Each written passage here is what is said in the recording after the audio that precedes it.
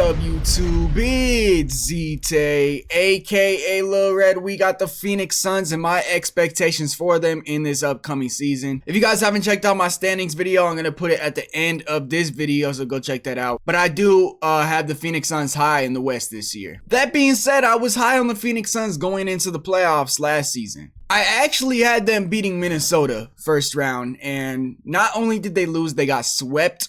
But I think in the offseason, they have made a lot of improvements to their team. I think there are some questions still, which is why we can't just get mad at the fact that some people don't have the Suns as high as I do. The reason I have the Suns so high is because I seen in the second half of the season last year when Bradley Beal was semi-healthy, the team was really finding some momentum. The problem was, I think the only way that they were really scoring consistently was in transition. And I think a lot of that has to do with the system that Frank Vogel has whenever he's coaching a team. And that is, he is a defensive-minded head coach. And the signing did not make sense to me. You guys obviously could tell I'm a Lakers fan. I know Frank Vogel really well. Not personally, but you get what I mean. Obviously, he helped us win a championship in 2020, but that is because we had the right personnel for it. You think about the Lakers roster, we had Alex Caruso, Rajon Rondo, and Kentavious Caldwell-Pope, 3 elite defenders. The Phoenix Suns kind of lacked that last year outside of maybe Jordan Goodwin, who I believe they cut halfway through the season, who's now actually a Los Angeles Laker. They added Royce O'Neal at the trade deadline to add some type of 3-and-D defense. But outside of those guys right there, maybe you could say, I don't even know, man, Josh Okogie. The Suns were not a defensive first team, which is why the signing of Frank Vogel did not make any sense to me at all.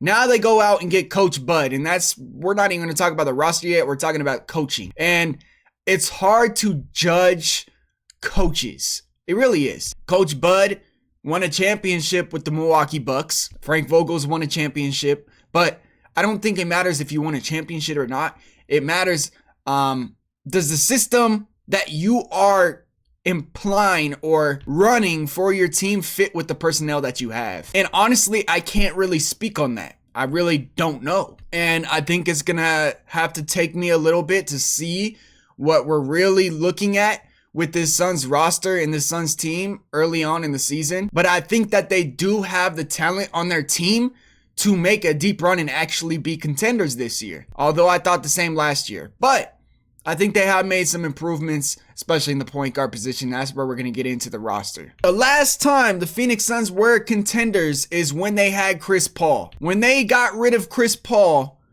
I know maybe some Suns fans didn't really, find any fear in that or weren't really worried, but I, as a Lakers fan, was worried for the Suns. And that is because they got rid of their offense. Basically, we seen in that year when they had to play the Denver Nuggets in the playoffs, their offense was strictly give Devin Booker and KD the ball.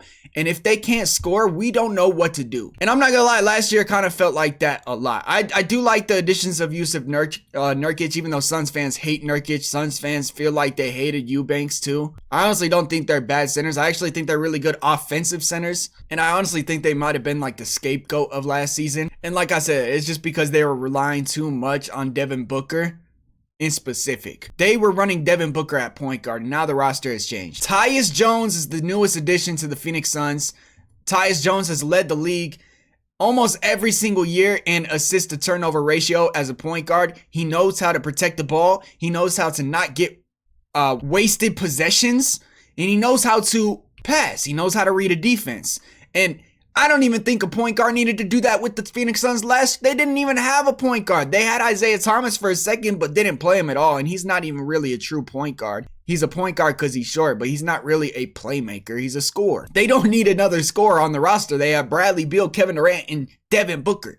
Those are like the 3 best scorers in the league almost. They needed a point guard to help those 3 guys actually be scorers. They asked way too much of Devin Booker last year, and in all honesty, Devin Booker really played good as a point guard last year. Like, he proved and showed to the league that he can pass the ball and he could run an offense. The problem was they don't need that from him. And in my opinion, a team with Devin Booker at point guard isn't living its full unstoppable potential. And that is because Devin Booker is one of the best scorers in the entire league, and you want him to be strictly a scorer. Going into last season, you had Bradley Beal, Devin Booker, and Kevin Durant. All the talks were how they can't double team. They gotta let one of those guys score. And guess what? One of those guys took away from the scoring and became a playmaker. Or that's at least the role they placed him into. And that's not even Frank Vogel's fault. That was just the roster assembly from last season. I remember when they made that trade for Kevin Durant. And I remember those first couple games with Kevin Durant in that lineup with Chris Paul and Devin Booker. And I was just thinking, this team is so balanced now on both sides offensively. And I'm not talking about both sides of the ball, defense, offense, which is most likely what you hear. But I'm talking about the left side of the court, the right side of the court, and offense is so perfectly balanced because you got KD on one side, Devin Booker on one side. They're both running off pin downs or whatever, getting right to the elbow, which is Devin Booker's literally favorite spot in the world. And it was unstoppable because you had a point guard that knew how to run the system, and then you had Devin Booker actually playing the role that he should be at, and that is a pure score. And in my opinion, the addition of Tyus Jones is going to unlock that again. And they didn't even stop there. They went out and got Monte Morris as well, who I think actually kind of had a disappointing year last year. Started off with the Detroit Pistons, but barely, I don't even think he played a game. He might have played 2 games for the Pistons just because he was injured for so long. And it was even more tough because Pistons fans were wanting him to play because they were playing bad, and he was like one of the most hype signings of the offseason because of how good he was in Denver.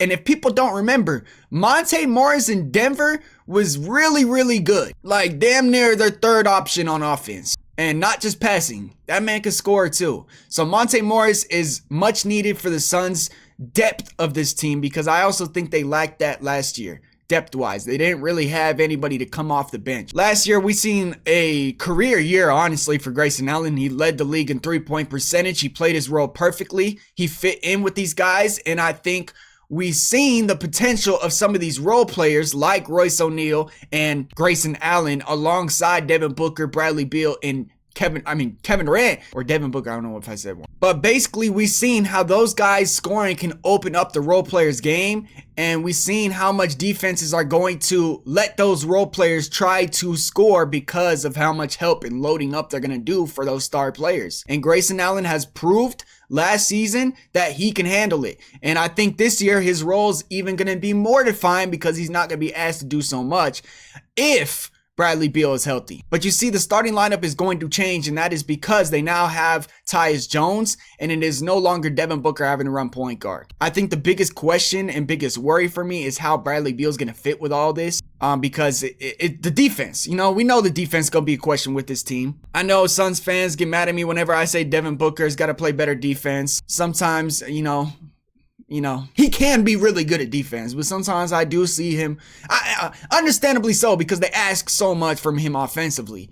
But same goes for Bradley Beal and Kevin Durant and then Jusuf Nurkic. They don't have the best defensive lineup, which I think why Royce O'Neal is a big part of this team, or he's going to be a big part of this team. But at the same time, I think their offense is going to be much better this year because this was their identity, or it should have been their identity. And it wasn't last year because of their coach. And I think the addition of Coach Bud is going to really unlock this team offensively, especially with the addition of the point guard. And that's what I'm most excited to see for Phoenix, is just how smoothly their offense is going to look now and how better their system is going to be on offense. Because they were primarily a team that was trying to get stops and run in transition, which is how they scored the majority of the points. If you go back and look at some of those high scoring games from Devin Booker and KD from last season, a lot of it was in transition. And I think the half court offense is going to be a lot better this year. I don't think they're going to ask so much of Devin Booker to literally be the primary pick and roll ball handler the whole entire game.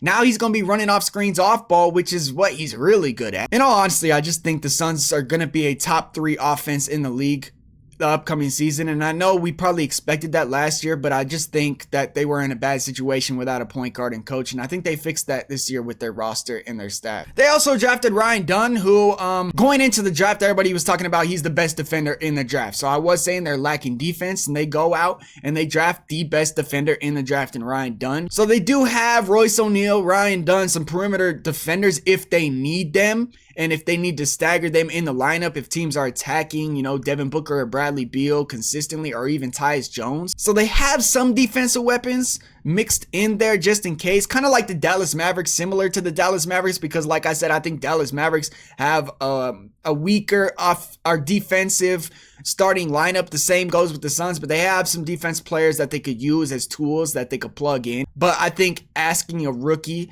to do that in his first season, especially a late first round pick on a contending team, is just it's tough to ask. So it's going to be interesting to see the development of Ryan Dunn, and hopefully they don't rush him too much or ask too much of him. And then we still got Bobo, who, and by the way, I saw people saying, when I say we, that does not mean I'm a Suns fan or a Mavericks. No. If you guys didn't already hear in one of the prior videos, as a YouTuber, I put myself in the shoes of Suns fans so I could see the team from their perspective. And honestly, I don't even like the Suns. And y'all know that. I'm a Lakers fan. Lakers fans, Suns fans don't like each other because of those damn Steve Nash days, all right? I don't even care about 2021, which kind of pissed me off a little bit, but we would, I'm not going to get into that. Okay, so Bobo looked really good last season.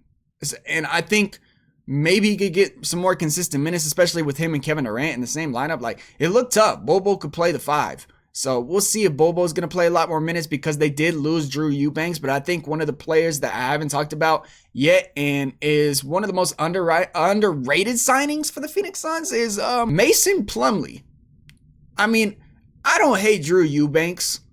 I don't think he's a bad player, and I've seen some spark and chemistry with him and KD last season, but I think Mason Plumlee is just an upgrade from Drew Eubanks. Mason Plumlee does have those moments where like, bro, stop trying to dribble up the court, please stop it. Or when they send him to the line, you like kind of cringe watching him shoot a free throw. But everything outside of that, he's a really underrated, great backup center. And I think that's exactly what the Suns needed. I know Suns fans are very hard on Jusuf Nurkic, but I think that they were asking a lot from him last season. Especially, trying to play with a shooting guard that was trying to be converted to a point guard. I think with Tyus Jones gonna make life a lot easier on Jusuf Nurkic. But at the same time, Jusuf Nurkic isn't really known to be a defender. He's more of an offensive big. So you can't expect him to be a primary rim protector. Like that is it's not. He is an offensive player. And I think this team is designed to be an offensive team with some defensive weapons. So let's go ahead and take a look at the Suns' schedule next season and see how tough it's going to be, where the moments of the year are best for them to start gaining chemistry and finding a rhythm, or where it's going to test them the most. So let's get into it. First game of the season is on the road in the Intuit Dome, the new arena for the Clippers, and it's gonna be a lot of fun. I think the Clippers are actually gonna be a lot better this year just because they got rid of Paul George, and I know that don't make sense, but I'm a big James Harden fan. I believe that's gonna like James Harden a lot more, but they're saying Kawhi Leonard might not be healthy, so I don't know if he's gonna even play. They should win this game, They should be able to beat the Clippers game 1. And then, damn, game 2 is against the Lakers in LA. So back-to-back games in LA to start the year. Suns fans, get ready. Hey, man, I don't know how this is going to go. It's going to be a winnable game for either team, to be honest. But the Lakers are not the best defensive team. Like, in all honesty, Austin Reeves and D'Angelo Russell might be one of the worst defensive backcourts in the league. So expect to see the Suns offense to start the year. I mean, the Clippers kind of have a tough defensive team, but the Lakers, this is their test to see if they could really get their offense going. And then also against the Mavs, who I think are another weak defensive team. Two back-to-back, they are back-to-back games. Two back-to-back games where I think that they could really get their offense going. But at the same time, 3 tough teams in the West to start the season, and then they got the Lakers again. Why the hell we playing the Suns 2 times in a row in the first week? I'm not trying to play the damn Suns. Oh, man. And they got the Clippers again. What the hell is this?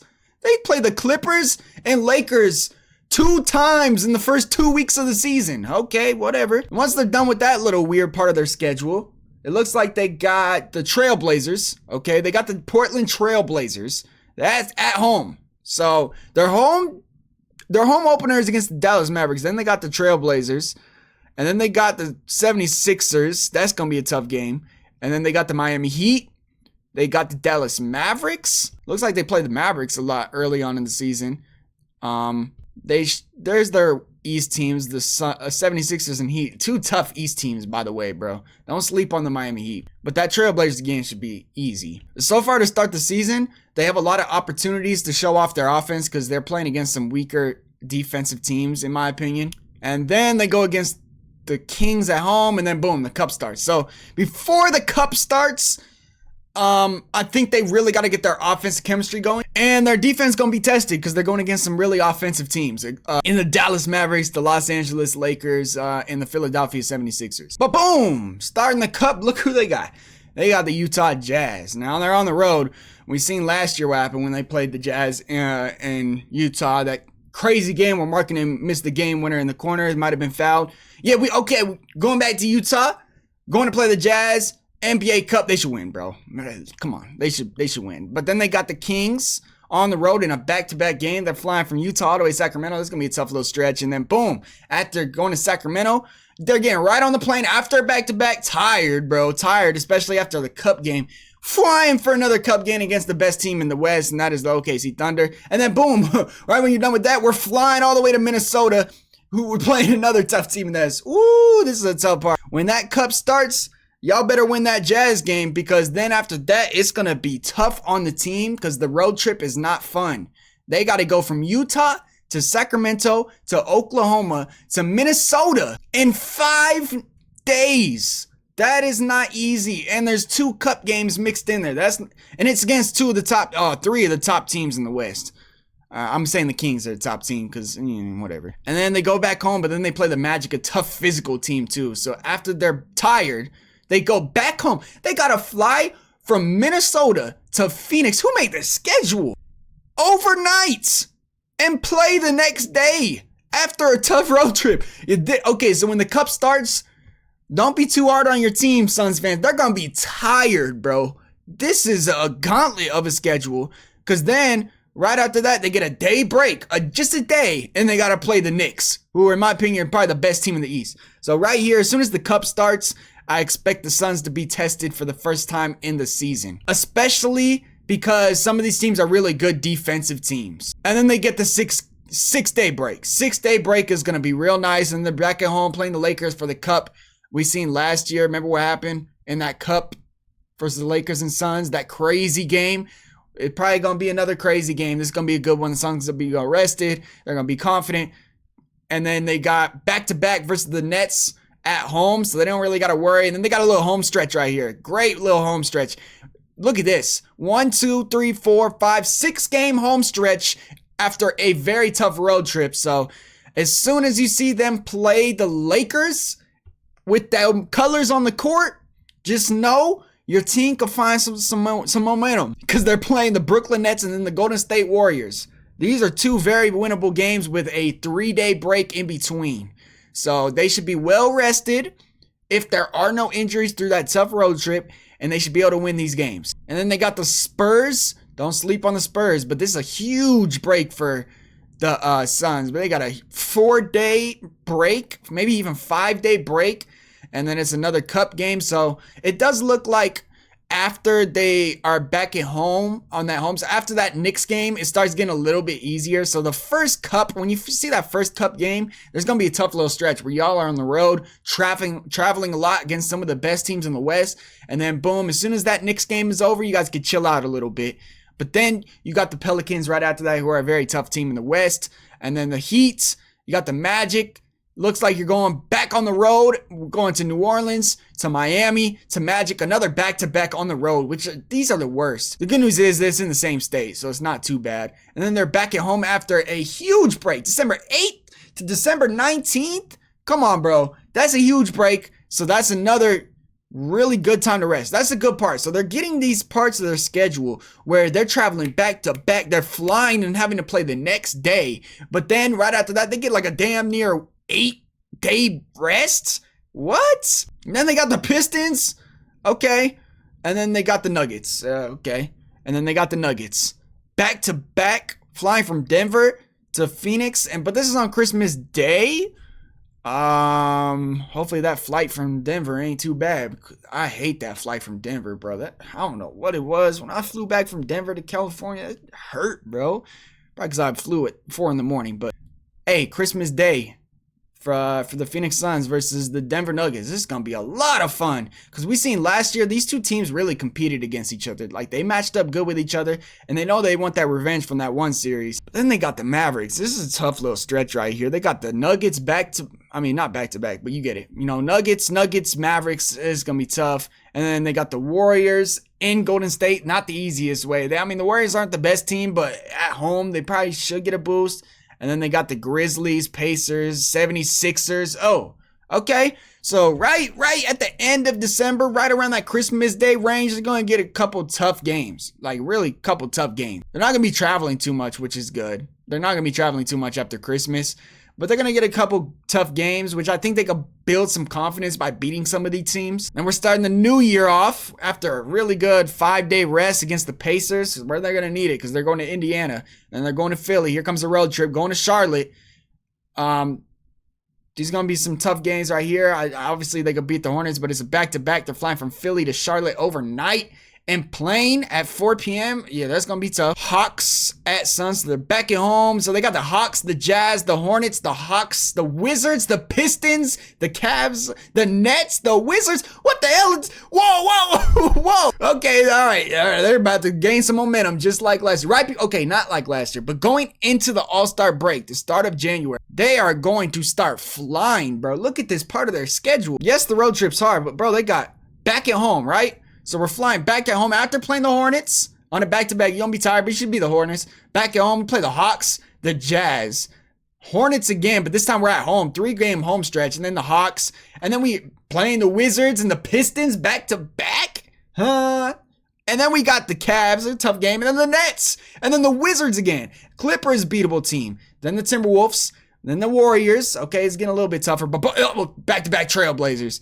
Okay, so going into the All-Star break, this team's going to be feeling real good. Yes, they got the Timberwolves, and it looks like the Thunder right here. But then the Jazz, Nuggets, Grizzlies, Rockets, Spurs. This is a tough little stretch right here. But then they get the Bulls and Raptors. So, this is after All-Star break. So All-Star break ends right here. Suns and Rockets. So going into the All-Star break, they're going to get a nice little run. If they could survive that first little cup run, that road trip, and then after that get a couple test games near Christmas, they are going to really fly going into All-Star break, gain some chemistry, maybe figure out exactly what they need with the team, maybe make a trade at the deadline. Coming out of the deadline, they got the Spurs in San Antonio, and then they got the Bulls and then the Raptors. So these are two really easy games, even though they're on the road, which during the day, 2 p.m., 3 p.m., what the hell? Which is kind of tough because it's back-to-back again. They got to fly from Chicago to Canada back-to-back and play during the day. That's not easy. But it is against easy teams, so I guess that's all right. But then they got to fly to Memphis, get a 1-day break. These road trips suck, man. Pelicans, back-to-back. We seen last year, was it 2 years ago? They don't like each other. That's going to be fun, bro. In Phoenix, back-to-back. Back-to-back nights in Phoenix is weird. Like, what the hell? Back-to-back nights in the same arena is kind of weird, but I think they did that last year too, right? Then they got Minnesota, another tough game. Clippers probably going to be a tough game. Nuggets, Mavs, Grizzlies, Rockets, Kings, Lakers. Oh, man. Beginning of March is a gauntlet for them. Beginning of March is a gauntlet for the Suns. Mid-March, we got the Raptors, Bulls, though. And then the Cavs, Bucks, Celtics, Timberwolves, Rockets, Bucks. Okay? And then to end the season, when it matters the most, they got the Celtics, the Knicks, two best teams in the East, in my opinion. Warriors, Thunder, Spurs, Kings. Oh, to end the season's a little rough. But they got they got some games right before the All-Star break where they are really going to catch fire, in my opinion. And then middle of January, they're going to cook. And then it looks like maybe the beginning of March, they're going to struggle a little bit. And then mid-March, they get a little break. And then to end the season is going to be really tough. So if the Suns want to be a top 3 seed in the West, they got to survive that first road trip. So as soon as you see those colors on the floor, they got to survive that little road trip. And then the second time, when you see the Lakers versus Suns in the play-in tournament, they got to start cooking from there on. And then going into the All-Star break, they got to be the hottest team in the league if they want to get that number 1 seed. And then after the All-Star break, they got to survive for a little bit, and then they get another break. and then they got to survive to get another break. So in my opinion, if they want to be the number 1 seed, they got to be the hottest team in basketball going into the All-Star break. We'll see if they need a trade or anything, but I mean, the schedule is kind of unforgiving for the Suns this year when it comes to road trips. A lot of back-to-backs, traveling city to city across the country in one night, and then playing 24 hours later. That's not easy. They have a lot of tough road trips, but they do have some times during the season if they need to heal up and rest up. They have like a 9-game rest part of their schedule. So I haven't really seen that with any other teams, but we'll see if they can survive those road trips, especially with some of these older guys on the roster, KD. But I don't know. They got a winnable schedule. They just got to survive the road trips. So, Suns fans, what are your guys' expectations going into next year? In my opinion, this team, like I said in my standings video, if you haven't checked it out, is going to be the 4th seed in the West. Actually, I might have changed it. I don't know. 4th seed in the West. I might have said 5th in that video, but 4th seed in the West. I think they're going to come over the Denver Nuggets, but they're still behind the Dallas Mavericks, the Timberwolves, and the Thunder. But I think that they could pass them up potentially if they really find some chemistry earlier on and they find a really good system on offense. It's just going to be defense, the big question for me. But yeah, I have high expectations for the Phoenix Suns going into the season. Let me know your guys' thoughts and opinions. Also, we are going to be doing breakdowns a lot during the season on my Patreon. So if you guys aren't already on my Patreon, go check it out. It's in the description, and become a Lil Red member. Hit the like button, hit the subscribe button. Let me know how you guys are feeling about the Phoenix Suns going into the next season. And guess what, guys?